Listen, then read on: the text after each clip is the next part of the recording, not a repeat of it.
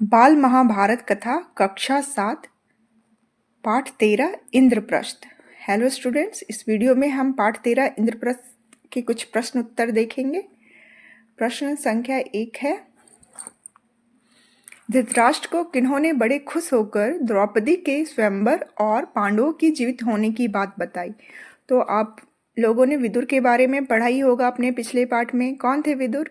विदुर विचित्रवीर और उनकी पत्नी अंबालिका की जो दासी थी उनसे जन्मे हुए पुत्र थे और उनका असल नाम था धर्मदेव, और वह विदुर के नाम से प्रख्यात थे। और धर्मशास्त्र और राजनीति का उनका था ज्ञान था, और उनकी विवेक और ज्ञान से प्रभावित होकर पितामह भीष्म ने विदुर को धृतराष्ट्र का प्रधानमंत्री नियुक्त कर दिया था। प्रश्न संख्या 2, दुर्योधन के मन में ईर्ष्या की आग और अधिक प्रबल क्यों हो गई?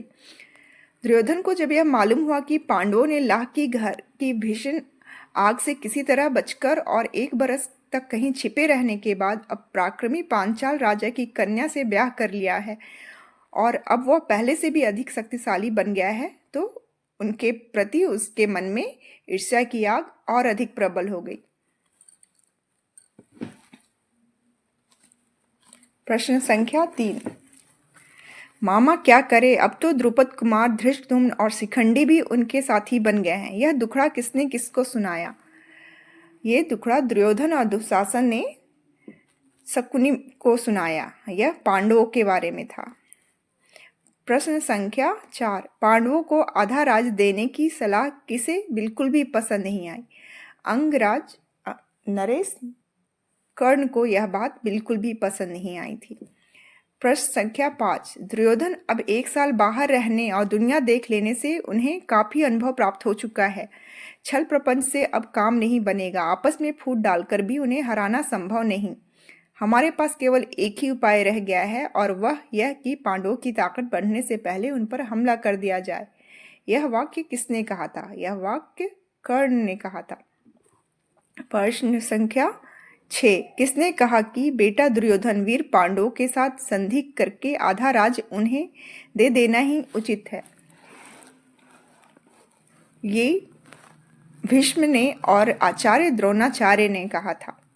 प्रश्न संख्या 7, यदि राजा धृतराष्ट्र ने मेरी तथा पितामह भीष्म की सलाह न मानी और तुम जैसे की सलाह पर चले तो कौरवों का नाश होने वाला है। यह वाक्य किसने किसको कहा था? यह वाक्य द्रोणाचार्य ने कर्ण को कहा था।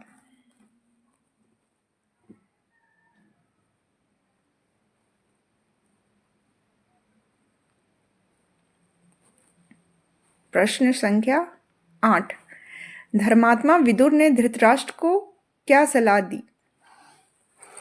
तो विदुर जो थे वो धृतराष्ट्र के प्रधानमंत्री थे। उन्होंने धृतराष्ट्र से कहा, हमारे कुल के नायक भीष्म तथा आचार्य द्रोण ने जो बताया है वही श्रेयस्कर है।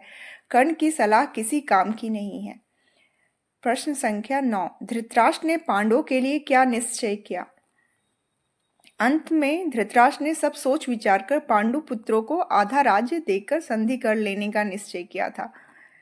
ठीक है, उन्होंने सोचा पांडवों को आधा राज्य दे दिया जाए, इससे दोनों भाई जो है दुर्योधन और पांडवों के बीच में, कौरवों और पांडवों के बीच में युद्ध ना हो।